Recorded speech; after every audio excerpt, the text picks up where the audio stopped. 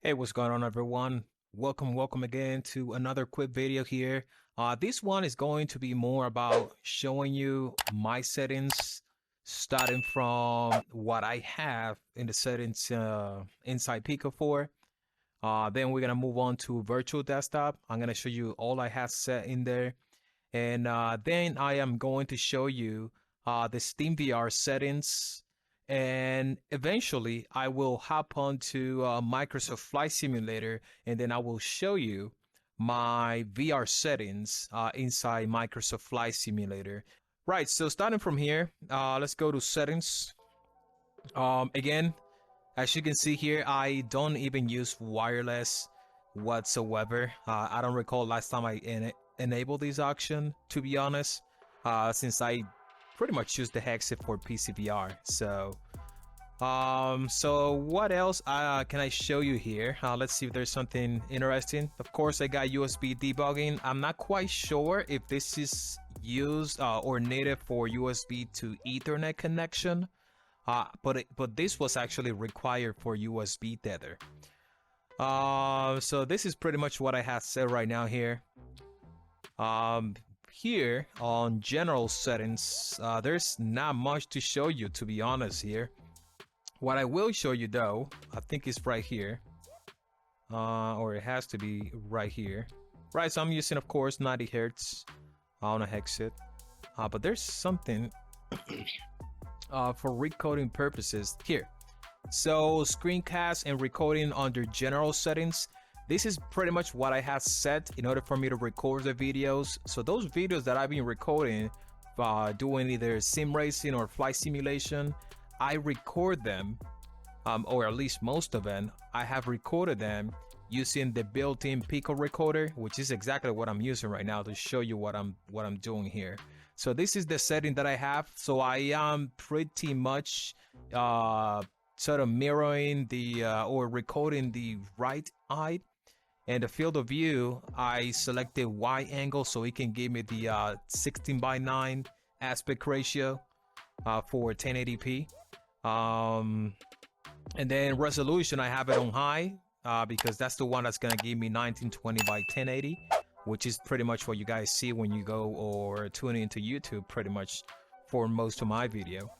You have another one which is highest, but the aspect ratio here is not really going to give you the the native 16:9, so I don't use that.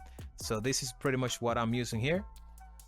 So there's nothing else to show you here, quite honest. So let's go ahead and jump into virtual desktop.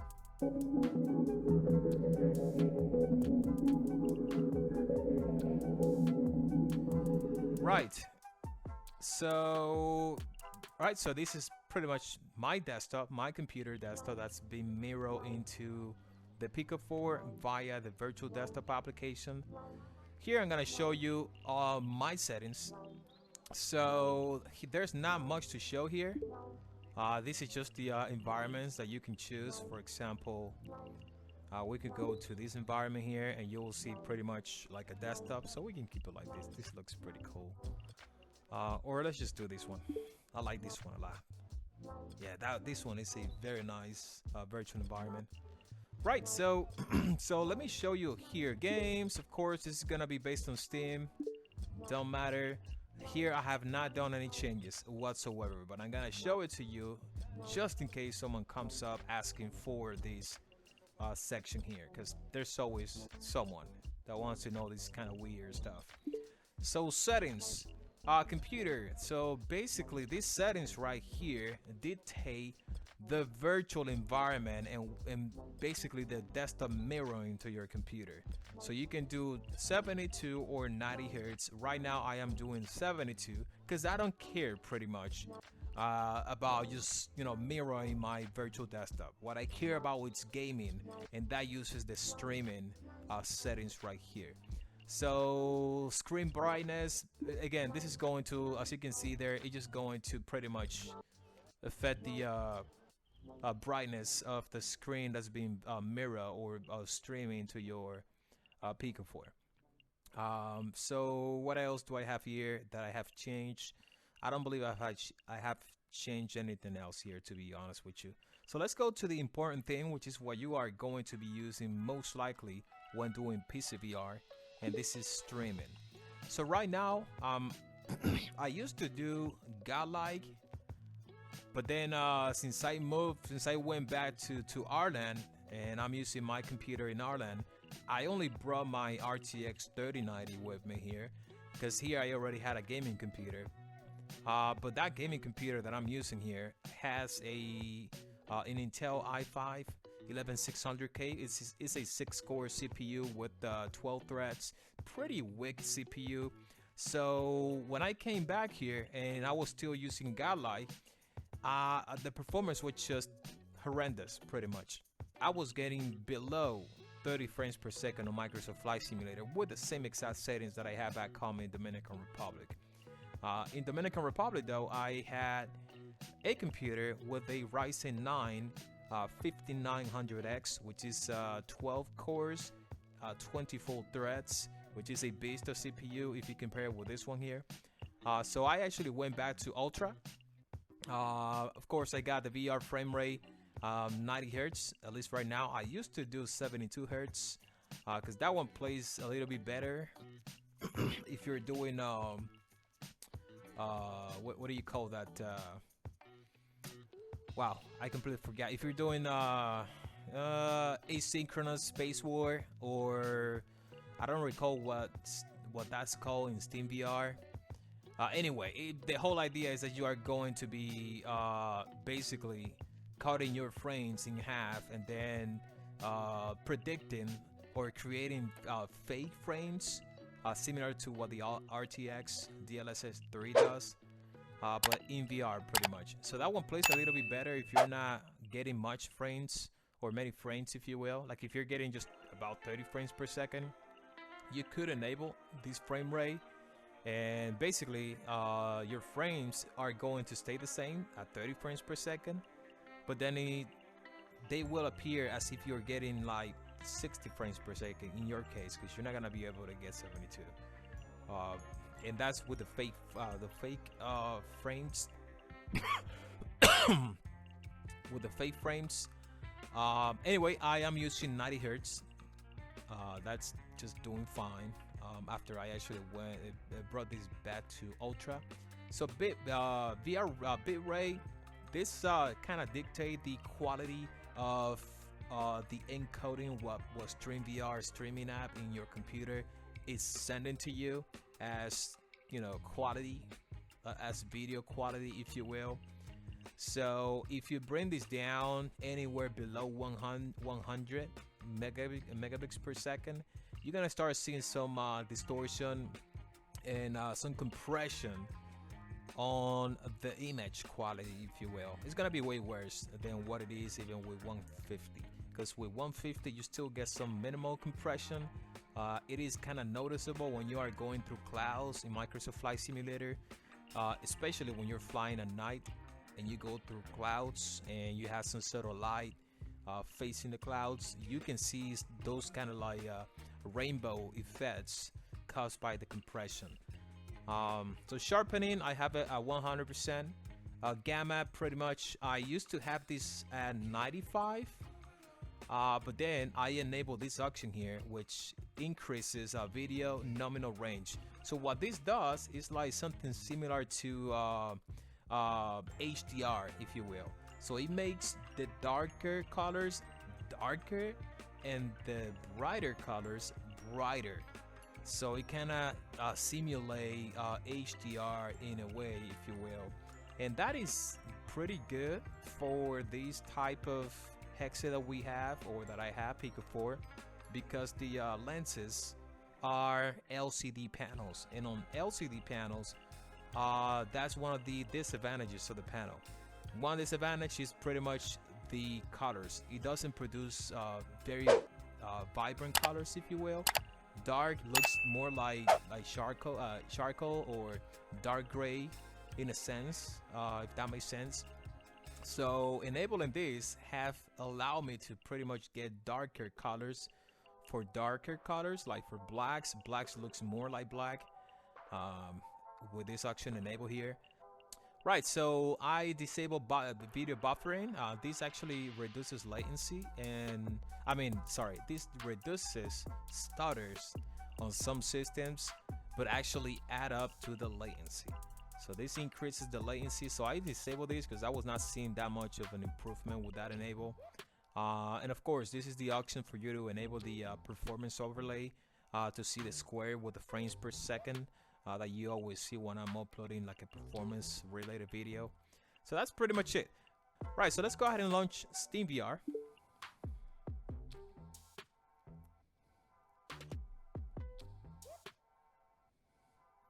Okay, so here we are on SteamVR, and here I'm going to show you my SteamVR video settings, which I am using with most of the games that I play.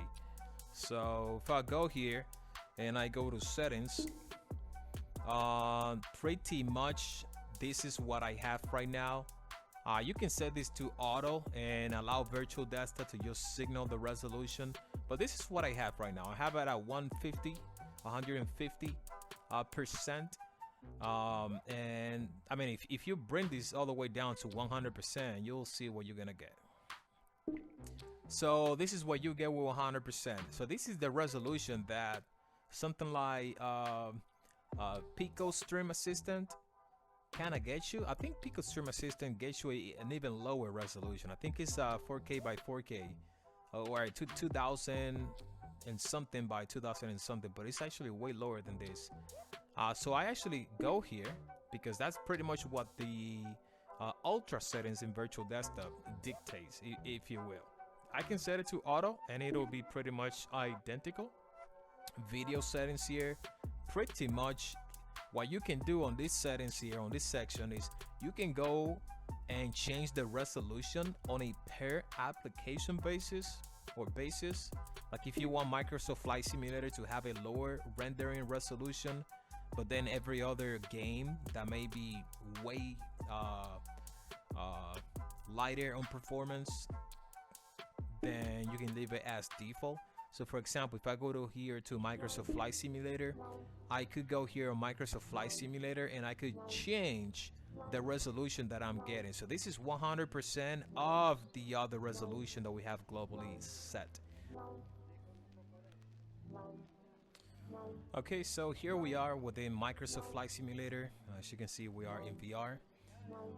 So let's move on to options here. I'm going to show you what I am rocking as far as my graphics settings is concerned. So this right here, I got to bring down to what it was. I think I had it on 90%. I actually brought it back up because of the video that I was doing through the lens. So I needed to put it back up to 100 to at least, make it look a little sharper, even though my camera was not helping at all. The one that I was using to, record the actual through the lens. Anyway, this is the setting, or these are the settings that I rock 100% of the time as far as Microsoft Flight Simulator on my computer.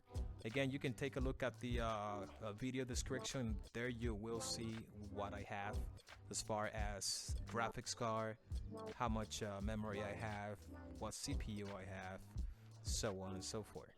So render scaling, it's a 90%, and this percentage is based on the resolution on Steam. So I don't recall, I can bring it back up here. This that render scale that we saw there, it's just making reference to this resolution right here that we have. So let me get out of here. So pretty much that's 90% of that resolution. So if we go to AMD Fidelity Effects, this is more for sharpening. I have this on 150%. This is of course turned off, and this is the setting that I was trying to remember the name of, reprojection, motion reprojection. I couldn't remember that somehow. So what this does is pretty much cut the frames in half and then create fake frames, if you will, just like DLSS 3.0 from NVIDIA does. And what that actually does is make the experience in virtual reality feel smoother than it actually is, because it makes it seem like you're getting 90 frames per second, matching the hertz of the actual VR headset. But in reality, you're not getting that. It's probably half of it, and then motion reprojection is creating the rest of the frames, or fake frames, if you will. World scale, I had this 100%. This is pretty much this kind of varies here based on your IPD, like the distance between your eyes. So this actually could help you, like if you are using the VR glasses or headset, and you feel like the plane or the world looks small to you, then what you think should look like, then what you can do is pretty much play around with these settings here. Bring it up if you want the world to increase the scale on the headset, or you can bring it down if you feel like everything looks huge to you. Again, this changes or varies on a person by person basis, because not everyone has the same IPD, pretty much. So NVIDIA Reflex, this is on boost. I don't know when I enabled this, but I've been using this forever. Global rendering scale, custom, terrain level of detail. These I actually had to bring back to 100%. I actually had this at 150% in my computer in Dominican Republic, because of the CPU that I have. This setting here is CPU bound. So the more you put on here, the more you are going to add on your CPU as far as workload. This one actually takes a lot of CPU as well. But again, I mean, I had to put this on ultra, because if you bring this anything lower than high, when you're moving your head, you're gonna see a lot of stuff popping, and then when you move the focus away from those or from that section, everything just kind of disappears. So that kind of distracts me a lot, and that setting was introduced on Sim Update 5 or Sim Update 7. I don't remember when Microsoft or Asobo launched the Microsoft Flight Simulator for the Xbox. This setting here was to make the Xbox Series X and S work better as far as performance is concerned, but we PC gamers, we didn't need that. But again, they just pretty much, deployed the whole version to the console and PC pretty much. And unfortunately, we have to deal with this now. So terrain, vector data, I have this on medium, buildings medium, trees medium. All these settings here, all of them are CPU bound, and the reason I have them at those settings is because my CPU here is pretty weak. Grass and bushes, this one is also a little bit tough on the CPU as well as the graphics card. Normally I will have this on medium when I was using my other computer CPU on medium, but now I actually had to bring it down to low. So object level of details 100%. Again, this one here, it's also CPU bound. And then we got volumetric clouds. I have it on high, because ultra, it's just a GPU or graphics card killer, and the difference between high and ultra is not that much. So I'll basically just stick around with high. So texture resolution, I have this on ultra. Anything lower than ultra makes the planes textures look awful. So, and also you gotta make sure that on your PC settings you have the texture resolution on ultra. Like if you bring this down to low on your PC thinking that it will get you more frames in VR, this one somehow, and maybe other settings here, affects what you have here on your VR settings. So if you put the PC VR on low and this one on ultra, somehow the textures look like in low quality. So I keep that on ultra on both sides just in case. So then this is just the rest, the anisotropic filtering 16x. This is pretty much for the level of detail that you can see far from you, if you will. So texture super sampling 2x2, texture synthesis high, water weights. This is pretty heavy on CPU, so I keep it on low. Shadow maps, 1024, terrain shadow 512, context shadows medium, windshield effects. I put this on ultra, even though that's a little bit tough on your graphics card. The reason I put this on ultra is because this actually makes a tremendous difference. Like if you have this on high or anything lower than ultra, the windshield, you have no reflection whatsoever. So with ultra, you get, you know, pretty nice windshield effects, if you will.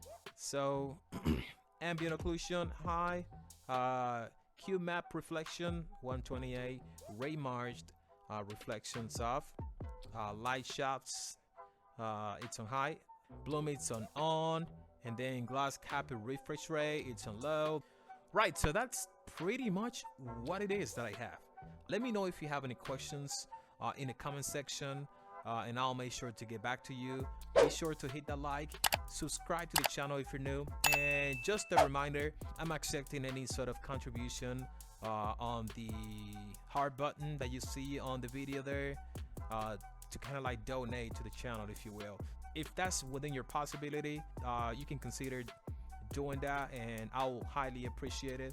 Anyway, I thank you very much for watching, and I will see you in the next one. Take care.